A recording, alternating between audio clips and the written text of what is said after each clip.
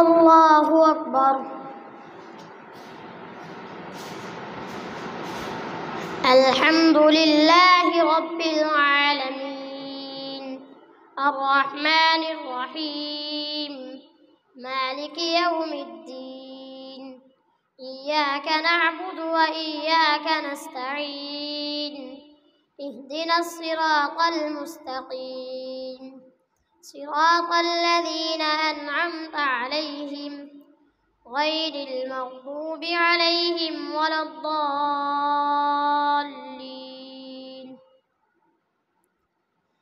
وإلى مدين أخاهم شعيبا قال يا قوم اعبدوا الله ما لكم من إله غيره ولا تنقصوا المكيال والميزان إني أراكم بخير وإني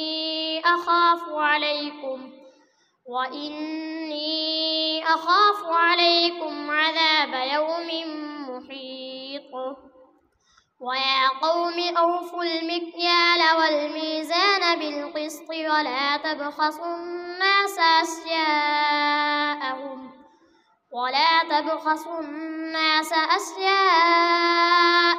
ولا تعثوا في الأرض مفسدين. بقية الله خير لكم إن كنتم مؤمنين وما أنا عليكم بحفيظ. قالوا يا شعيب أصلاتك تأمرك أن نترك ما يعبد آباؤنا أو أن نفعل في أموالنا ما نشاء إنك لأنت الحليم الرشيد. قال يا قوم أرأيتم إن كنت على بينة من ربي ورزقني منه رزقا حسنا وما أريد أن أخالفكم إلى ما أنهاكم عنه إن أريد إلا الإصلاح ما استطعت وما توفيقي إلا بالله عليه توكلت وإليه أنيب. ويا قوم لا يجرمنكم شقاقي أن يصيبكم مثل ما أصاب قوم نوح أو قوم هود أو قوم صالح وما قوم لوط منكم ببعيد. واستغفروا ربكم ثم توبوا إليه إن ربي رحيم ودود.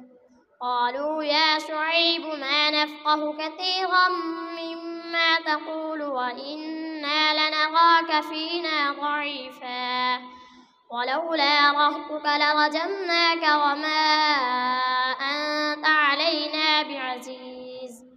قال يا قوم أرهطي أعز عليكم من الله واتخذتموه وراءكم ظهريا إن ربي بما تعملون محيط. ويا قوم اعملوا على مكانتكم إني عامل سوف تعلمون من يأتيه عذاب يخزيه ومن هو كاذب وارتقبوا إني معكم رقيب. ولما جاء أمرنا نجينا شعيبا والذين آمنوا معه برحمة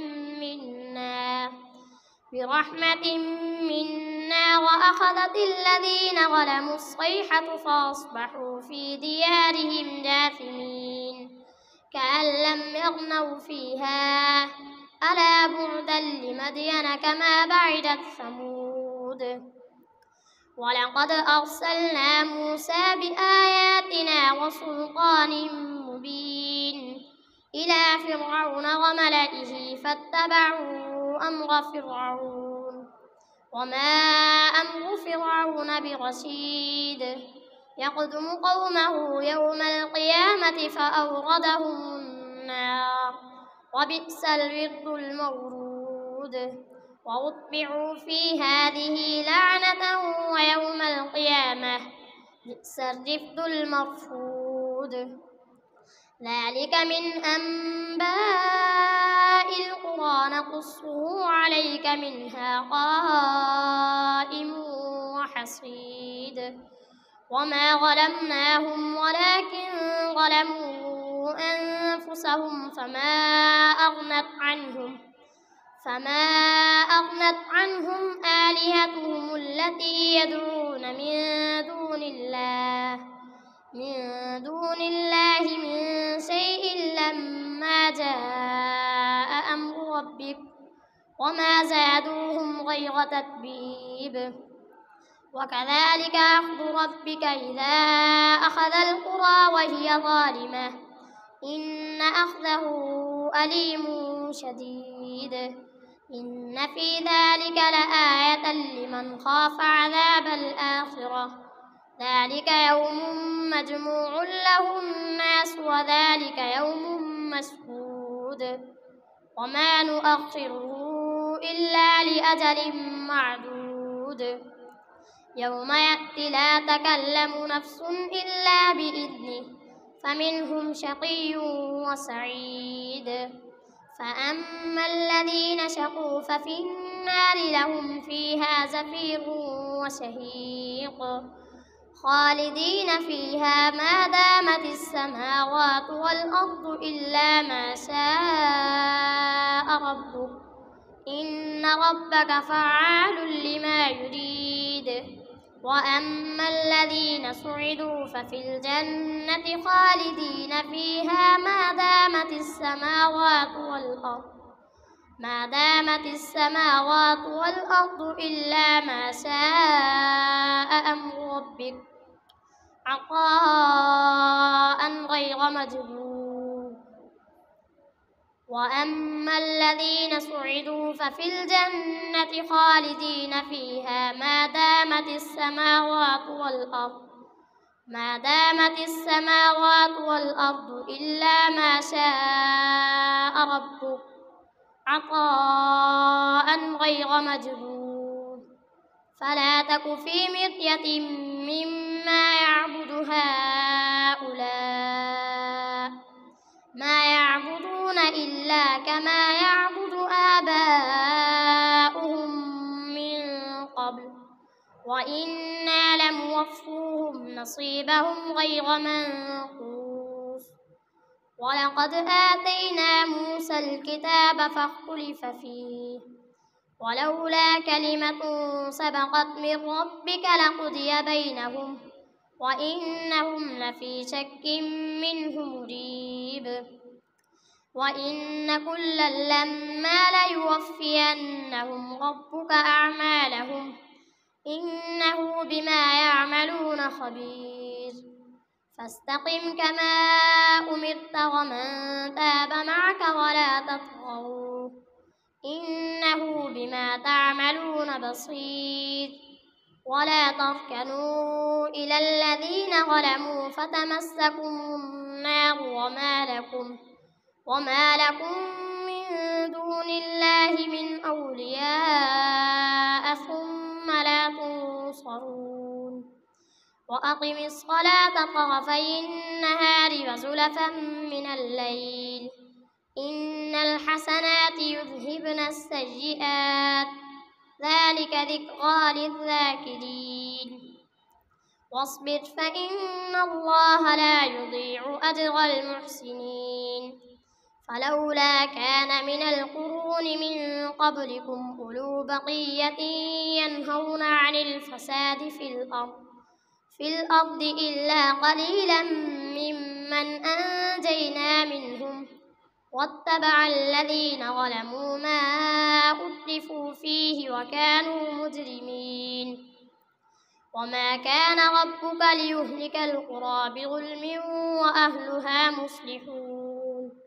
ولو شاء ربك لجعل الناس أمة واحدة ولا يزالون مختلفين إلا من رحم ربك ولذلك خلقهم وتمت كلمة ربك لأملأن جهنم من الجنة والناس أجمعين. وكلا نقص عليك من أنباء الرسل ما نثبت به فؤادك، وجاءك في هذه الحق وموعظة وذكرى للمؤمنين. وقل للذين لا يؤمنون اعملوا على مكانتكم إنا عاملون وانتظروا إنا منتظرون. ولله غيب السماوات والأرض وإليه يرجع الأمر كله فاعبده وتوكل عليه وما ربك بغافل عما تعملون. ألف لام را تلك آيات الكتاب المبين. إنا أنزلناه قرآنا عربيا لعلكم تعقلون. نحن نقص عليك أحسن القصص بما أوحينا إليك هذا القرآن وإن كنت من قبله لمن الغافلين. إذ قال يوسف لأبيه يا أبت إني رأيت 11 كوكبا والشمس والقمر رأيتهم لي ساجدين. قال يا بني لا تقصص رؤياك على إخوتك فيكيدوا لك كيدا إن الشيطان للإنسان عدو مبين. وكذلك يجتبيك ربك ويعلمك من تأويل الأحاديث ويتم نعمته عليك وعلى آل يعقوب كما أتمها على أبويك من قبل إبراهيم وإسحاق إن ربك عليم حكيم. لقد كان في يوسف وإخوته آيات للسائلين إذ قالوا ليوسف وأخوه أحب إلى أبينا منا ونحن عصبة إن أبانا لفي ضلال مبين. اقتلوا يوسف أو اطرحوه أرضا يخل لكم وجه أبيكم وتكونوا من بعده قوما صالحين. قال قائل منهم لا تقتلوا يوسف وألقوه في غيابة الجب يلتقطه بعض السيارة إن كنتم فاعلين. قالوا يا أبانا ما لك لا تأمنا على يوسف وإنا له لناصحون أرسله معنا غدا يرتع ويلعب وإنا له لحافظون. قال إني ليحزنني أن تذهبوا به وأخاف أن يأكله الذئب وأنتم عنه غافلون. قالوا لئن أكله الذئب ونحن عصبة إنا إذا لخاسرون. فلما ذهبوا به وأجمعوا أن يجعلوه في غيابة الجب وأوحينا إليه لتنبئنهم بأمرهم هذا وهم لا يشعرون. وجاءوا أباهم عشاء يبكون. قالوا يا أبانا إنا ذهبنا نستبق وتركنا يوسف عند متاعنا فأكله الذئب وما أنت بمؤمن لنا ولو كنا صادقين. وجاءوا على قميصه بدم كذب قال بل سولت لكم أنفسكم أمرا فصبر جميل والله المستعان على ما تصفون.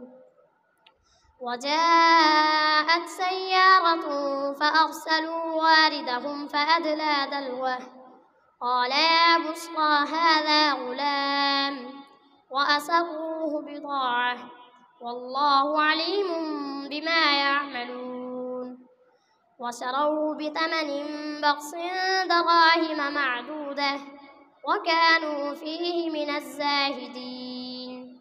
الله أكبر. سمع الله لمن حمده. الله أكبر. الله أكبر. الله أكبر.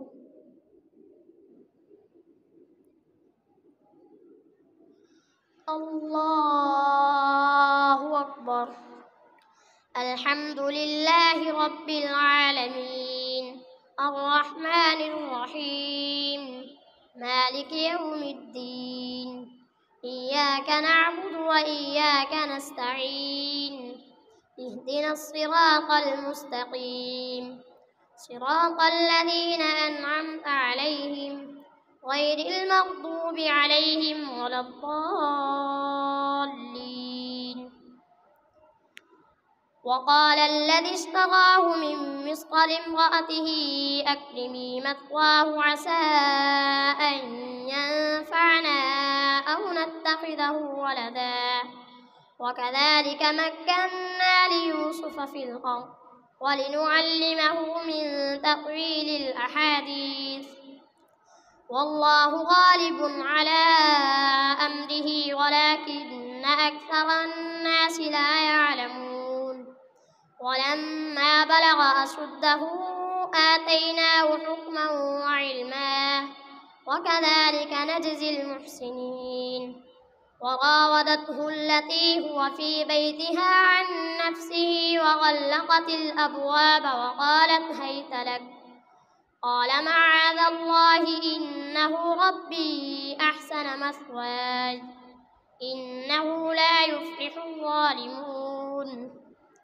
ولقد همت به وهم بها لولا أن رأى برهان ربه كذلك لنصرف عنه السوء والفحشاء إنه من عبادنا المخلصين. واستبق الباب وقدت قميصه من دبر وألف يا سيدها لدى الباب قالت ما جزاء من أراد بأهلك سوءا إلا أن يسجن أو عذاب أليم. قال هي راودتني عن نفسي وشهد شاهد من أهلها إن كان قميصه قد من قبل فصدقت وهو من الكاذبين وإن كان قميصه قد من دبر فكذبت وهو من الصادقين. فلما رأى قميصه قد من دبر قال إنه من كيدكن إن كيدكن عظيم. يوسف أعرض عن هذا واستغفري لذنبك إنك كنت من الخاطئين. وقال نسوة في المدينة امرأة العزيز تراود فتاها عن نفسه قد شغفها حبا إنا لنراها في ضلال مبين. فلما سمعت بمكرهن أرسلت إليهن وأعتدت لهن متكئا وآتت كل واحدة منهن سكينا وقالت اخرج عليهن. فلما رأينه أكبرنه وقطعن أيديهن وقلن حاش لله ما هذا بشرا إن هذا إلا ملك كريم. قالت فذلكن الذي لمتنني فيه ولقد راودته عن نفسه فاستعصم ولئن لم يفعل ما آمره ليسجنن وليكونن من الصاغرين. قال رب السجن أحب إلي مما يدعونني إليه وإلا تصرف عني كيدهن أصب إليهن وأكن من الجاهلين فاستجاب له ربه فصرف عنه كيدهن إنه هو السميع العليم ثم بدا لهم من بعد ما رأوا الآيات ليسجننه حتى حين ودخل معه السجن فتيان قال أحدهما إني أراني أعصر خمرا وقال الآخر إني أراني أحمل فوق رأسي خبزا تأكل الطير منه نبئنا بتأويله إنا نراك من المحسنين قال لا يأتيكما طعام ترزقانه إلا نبأتكما بتأويله قبل أن يأتيكما ذلكما مما علمني ربي إني تركت ملة قوم لا يؤمنون بالله وهم بالآخرة هم كافرون واتبعت ملة آبائي إبراهيم وإسحاق ويعقوب ما كان لنا أن نشرك بالله من شيء ذلك من فضل الله علينا وعلى الناس ولكن أكثر الناس لا يشكرون يا صاحبي السجن أأرباب متفرقون خير أم الله الواحد القهار ما تعبدون من دونه إلا أسماء سميتموها أنتم وآباؤكم ما أنزل الله بها من سلطان إن الحكم إلا لله أمر ألا تعبدوا إلا إياه ذلك الدين القيم ولكن أكثر الناس لا يعلمون يا صاحبي السجن أما أحدكما فيسقي ربه خمرا وأما الآخر فيسلب فتأكل الطير من رأسه قضي الأمر الذي فيه تستفتيان وقال للذي ظن أنه ناج منهما اذكرني عند ربك فأنساه الشيطان ذكر ربه فلبث في السجن 9 سنين وقال الملك إني أرى 7 بقرات سمان يأكلهن 7 عجاف و7 سنبلات خضر وأخرى يابسات يا أيها الملأ وافتوني في رؤياي إن كنتم للرؤيا تعبرون قالوا أضغاث أحلام وما نحن بتأويل الأحلام بعالمين وقال الذي نجا منهما وادكر بعد أمة أنا أنبئكم بتأويله فأرسلون يوسف أيها الصديق وافتنا في 7 بقرات سمان يأكلهن 7 عجاف و7 سنبلات خضر وأخرى يابسات لعلي أرجع إلى الناس لعلهم يعلمون قال تزرعون 7 سنين دابا فما حصدتم فذروه في سنبله إلا قليلا مما تأكلون ثم يأتي من بعد ذلك 7 شداد يأكلن ما قدمتم لهن إلا قليلا مما تحسنون ثم يأتي من بعد ذلك عام فيه يغاث الناس وفيه يعصرون وقال الملك ائتوني به فلما جاءه الرسول قال ارجع إلى ربك فاسأله ما بال النسوة اللاتي قطعن أيديهن إن ربي بكيدهن عليم. قال ما خطبكن إذ راوضتن يوسف عن نفسه قلن حاش لله ما علمنا عليه من سوء. قالت امرأة العزيز الآن حصحص الحق أنا راودته عن نفسه وإنه لمن الصادقين. ذلك ليعلم أني لم أخنه بالغيب وأن الله لا يهدي كيد الخائنين. الله أكبر.